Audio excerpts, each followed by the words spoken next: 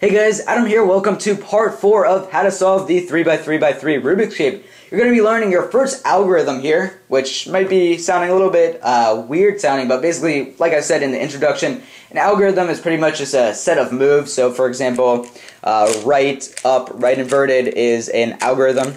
So look at this. So this is what you're going to be looking at. We have 3 different cases for this case. So we have these 3 different cases. Ignore these are for the next step. Basically, these 3 cases are just like this, where you're looking at it, and this little red here is yellow.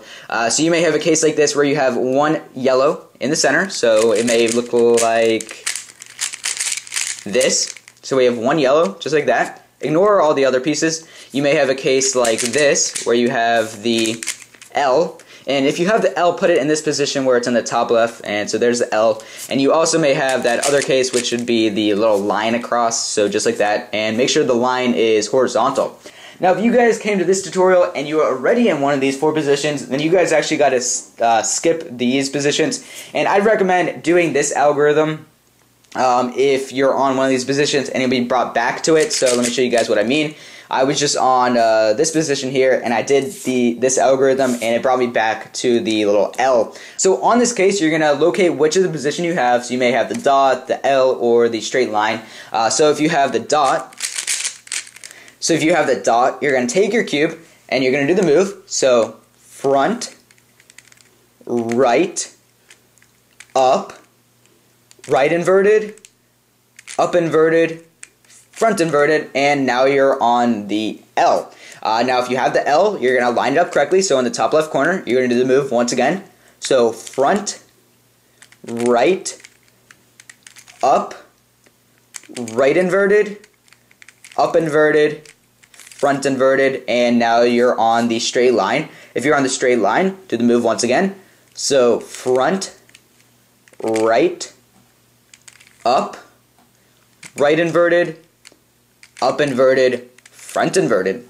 And now you should be on one of these 4 positions. So you're going to be learning the second algorithm. Once again, there's 4 algorithms you have to learn in total.